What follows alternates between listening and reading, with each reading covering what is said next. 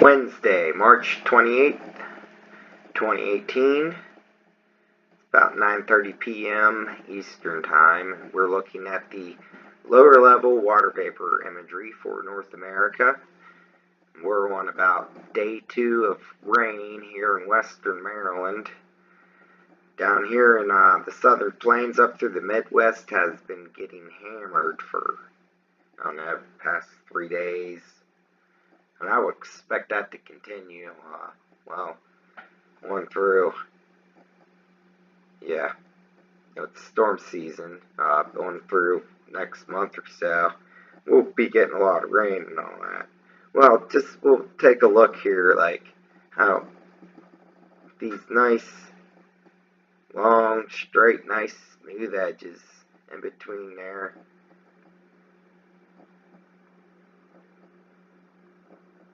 These areas of high pressure, how they're turning all this, how these flows are cut off from California as usual. This low here off the Atlantic coast, look at it getting squeezed out, just forcing that one up to, I don't know what's up there, I guess when that moves on up to Greenland. Anyways, we'll move on. Here is, this is a current feed with I have the watches and warnings on. So you can see the red here is possible tornadoes moving up through Mississippi now. Here's the current long wave infrared imagery. So we can see how hot and high these storms are getting. And that's, pumping it up. Now, look at some of the damage done. And you're just going to see a lot of severe weather, flooding, hail, tornadoes, etc. Up through Texas, Louisiana, Alabama, Mississippi, Arkansas, Missouri there.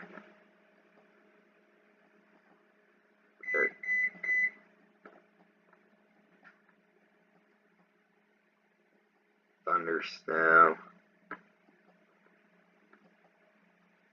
More flooding. More flooding. And here's something I found interesting. The Ghost East satellite captures the first images from space of gigantic jet lightning. Now I've got this opened. I don't want to play it because it might freeze up my computer. But anyways, we got a picture of what they call it jet lightning. Some people call it sprites. Now here I have highlighted. Thunderstorms can produce electrical discharges that come out of the top of the storm and can reach the ionosphere, 50 miles altitude. These are known as gigantic jets. Jets have predominantly been recorded by cameras on the ground. However, new research using the GOES 16 geostationary lightning mapper has identified gigantic jets from space that were produced by Tropical Storm Harvey on August 19, 2017, as it passed Puerto Rico. Now, I'd like to point out here, keyword, ionosphere, as it passed Puerto Rico. Well, what do we got in Puerto Rico?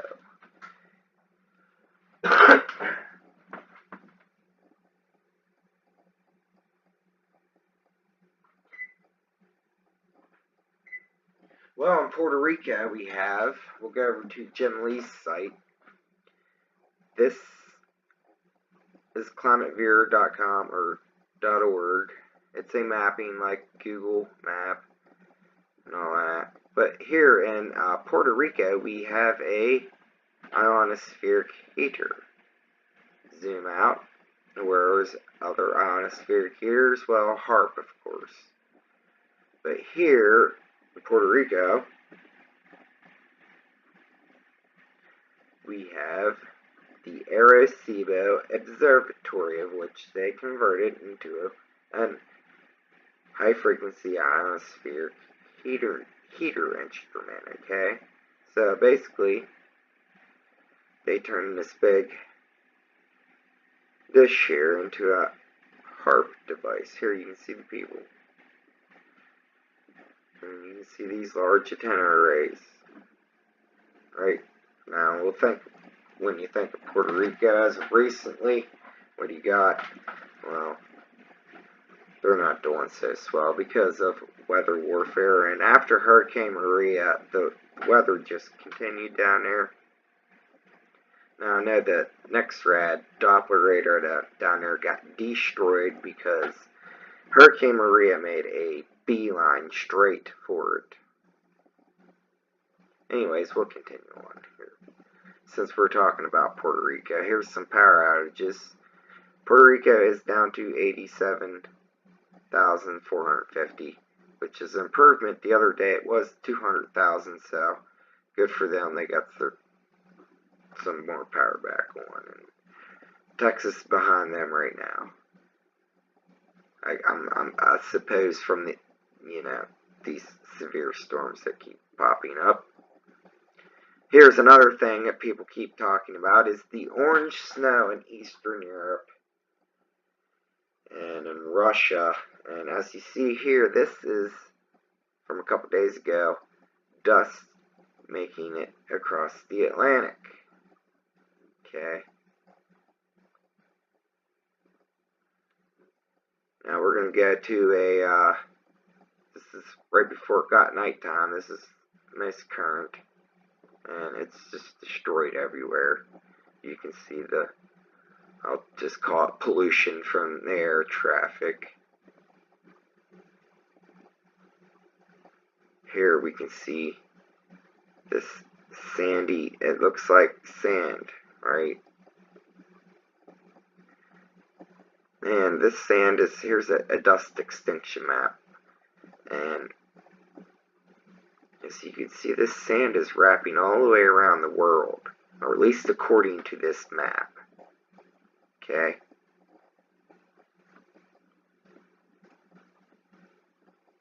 Right. And then what do we have here? I believe like the Mongolian desert, perhaps, and that sand is making it all around the world. But I've seen sand coming up through Mexico here, and I'm not, well, you can kind of see it. But anyways, that's that. So, what do we want to look at next? Well, we'll take a look at close-up of some visible feeds. Here we can see, this is right before it got dark, so these images might be an hour old. I just wanted to catch them before the sun went down. So you can see these frequency patterns rolling here. And then you can see what I would consider what they call updrafts, but I call heating.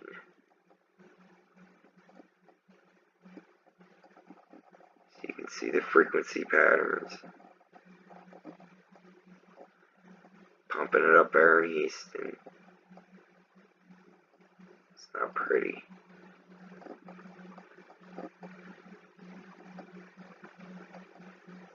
Now we're going to take a look at the past few days of NEXRAD activity. So when we see how this is all, this nice straight edges running up through the center of the country here, see how that's like it's hitting a wall, keeping these moisture fields apart. So we'll go to the next rad. This is from a few days ago. This is before these storms started pumping up in Texas over here. So look at this, right where these storms are pumping up. This is the next rad. Yes, you see stuff, interference from other devices. So what we'll do next, we'll continue on. Go to the next day. I forget, is it this one? This is the one we just watched. 26. We'll watch the next rads bloom up again. Right along that pattern that the storms followed.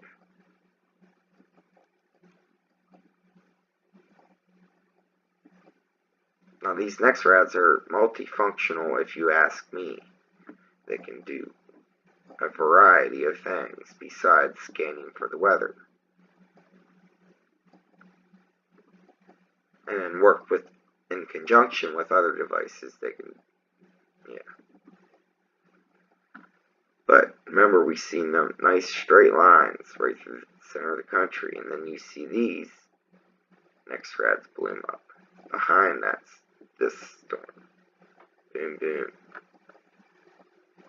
And you see this interference here. I'm not quite sure what that is. If that's wind.